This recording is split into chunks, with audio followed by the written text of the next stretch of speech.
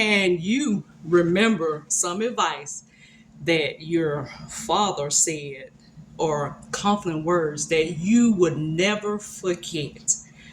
Well, I know I want to say this is a late happy Father's Day, but I felt some kind of way Sunday. You know, it was past Father's Day, and my dad passed in 2010, but he was always a man of warning. He would always say things like, don't do this, don't do that. And something stuck with me. This is the one that stuck with me. Comment on the ones that your dad or some mentor in your life has said something to you, but they're now past. But this is what my father told me. He said, and he used to call me May. So he said, May, you see them cars out there?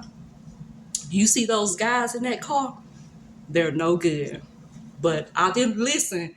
But it was something later you started hearing.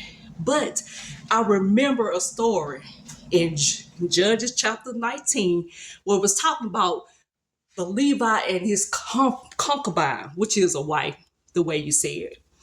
But the Levi, he was trying to get back his concubine.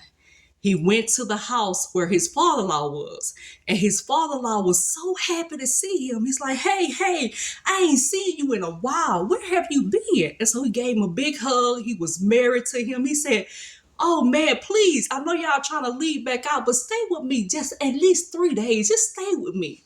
And so he was kind of happy to see his father. So he stayed with his father for 3 days. For 3 days, he stayed with his father. But after that third day, he was like, he was telling his concubine and his servant, he was like, hey, we need to leave. I need to get back to work or whatever I need to do. So his mind was focused on what he had to do. So this was the fourth day. And so the father said something to him again. He said, please, just stay one more day. Break bread with me. This Moorish bread I done cooked for you. Just stay with me and eat with me one more time. And so he was like, okay, I'm gonna give him a one more time. So he stayed with him again. And so he was happy. He was married. They ate. And so this is the fifth day. And he was like, the Levi got so frustrated. He was like, no, I'm not staying. I'm not pleased. And so the father was like, look, you're trying to leave in the daytime. It's going to be night. Just stay overnight. And then the next day, just leave when you're ready. And so when he said that, he said, nah, I'm ready to go. I got too much going on. And I can't wait. And so he's like, please. He would just kept begging him. He said, just this one night with me. And so the father told him, he said, I got food, I got drinks, whatever you want. All I just ask for you to stay.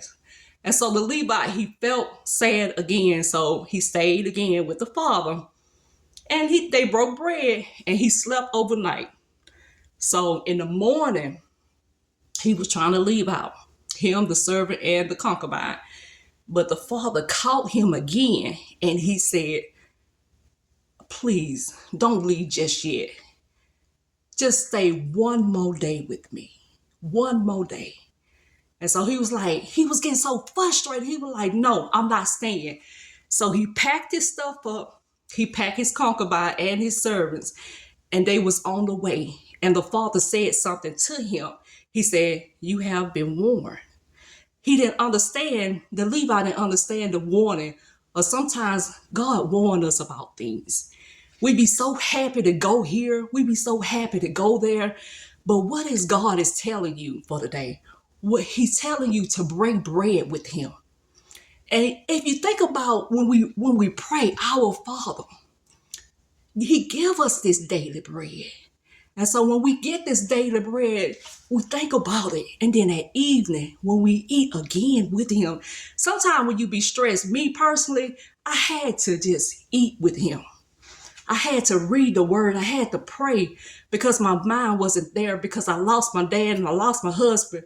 But God is telling you today that we need to break bread with him. And he is the father-in-law in this servant.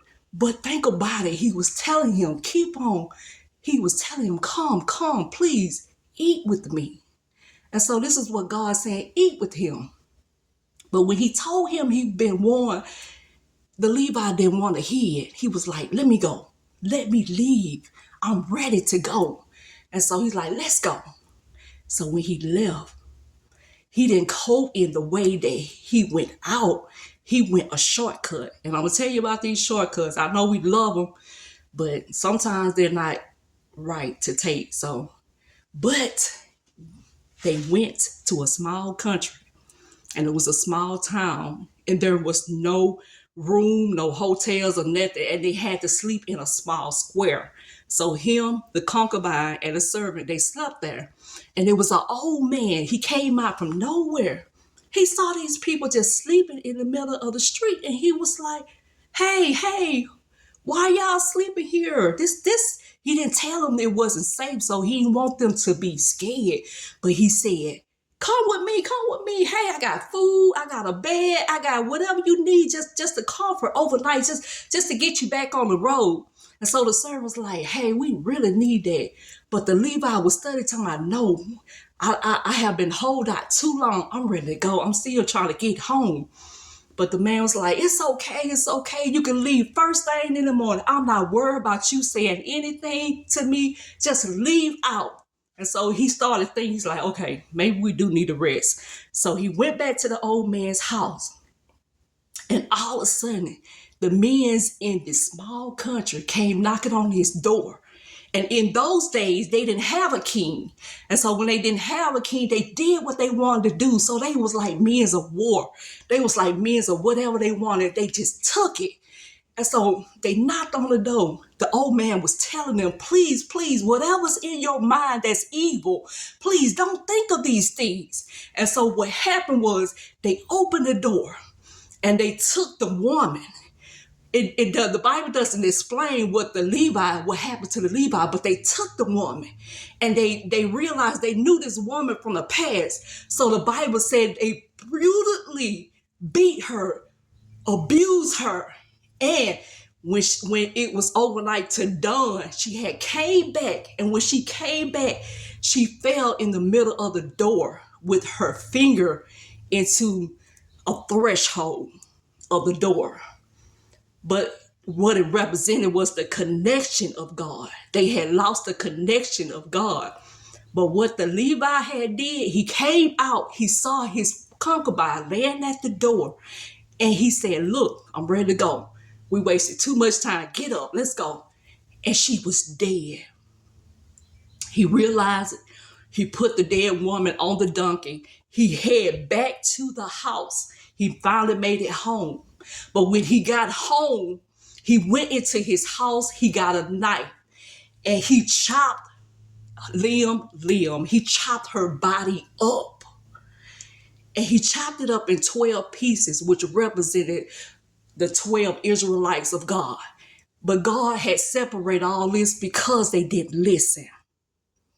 And so when he sent these parts back to Israel, the 12 tribes, and what happened when it got back to the father-in-law, he realized his compassion. He said, look, I understand where you was coming from. You have been warned. Sometimes we are warned and we don't hear God's warning.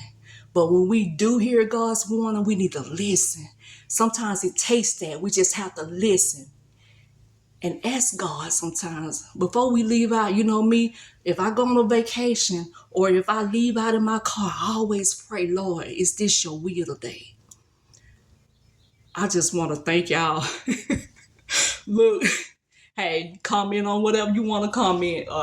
You can reach me at Righteous Hearts for Christ